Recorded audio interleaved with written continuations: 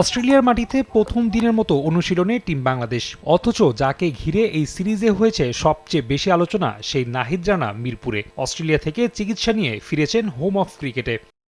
অশ্বিনের দৃষ্টিতে নাহিদকে বোলিং করতে না দেখার আক্ষেপে পড়েছেন অনেকেই। সেই তালিকায় বড় একটা নাম আলমগীর কবির। এদিন মিরপুরে ফিরেই নাহিদ দেখা করেছেন তার শৈশবের কোচের সঙ্গে, জানিয়েছেন অস্ট্রেলিয়াতে তার চিকিৎসার খুঁটিনাটি। তবে আক্ষেপ নয়, শীর্ষর অস্ট্রেলিয়ার খেলার সুযোগ হাতছাড়া হলেও ইতিবাচক থাকতে চান তিনি। মনে হয় যে মাঝে মাঝে এরকম একটা ইনজুর বা না খেলতে পারাটা আমার কাছে মনে হয় গুড লাক, যে নিজে সতর্ক হওয়া, কীভাবে আরও নিজেকে টেক কেয়ার করতে পারবে সে নিজেকে, যে ইনজুরটা হয়েছে ইনজুর থেকে আর কখনো যেন না হয়, বা বিভিন্ন ইনজুর যে হয়ে আমরা পেস বলাররা হয় সেখান থেকে নিজেকে কীভাবে টেক কেয়ার করবে। এদিকে নাহিদের অনুপস্থিতিতে অভিষেকের অপেক্ষায় আছেন মুশফিক হাসান। এই পেসারও লম্বা সময় অনুশীলন করেছেন আলমগীর কবিরের অধীনেই, তাই অস্ট্রেলিয়ার বিপক্ষে মুশফিককে নাহিদের বদলি হিসেবে দেখতে মুখিয়ে তিনি। হয়তোবা নাহিদের রানা খান্তি পূরণ করতে পারবে না, কিন্তু আমার বিশ্বাস যে ও সারপ্রাইজ কিছু একটা করবে, আমার বিশ্বাস এটা। কারণ হচ্ছে যে আমরা লোকাল ক্রিকেট যা খেলা দেখেছি, আমি লঙ্গার বাসন ম্যাচে এনসিএলে খেলা দেখছি, যথেষ্ট জোরে বোলিং করে এবং এনার্জেটিক, অনেক সময়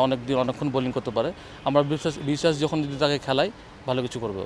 অবশ্য শুধু নাহিদই নয়, শৈশব থেকে তার হাতেই বেড়ে উঠেছেন দেশসেরা আরেক পেসার শরীফুল ইসলামও। তিনিও থাকছেন না প্রথম টেস্টে, তবে ইতিমধ্যেই বল হাতে অনুশীলন শুরু করেছেন শরীফুল, তাই স্বস্তির হাসি এই কোচের মুখে। শরীফুলকে হয়তো পাবো না দুটাতে, কালকে দেখছি সে বোলিং করছে, সে ভালো আছে এবং কথা বলছি তার সাথে, সে অনেক এখন ফিট।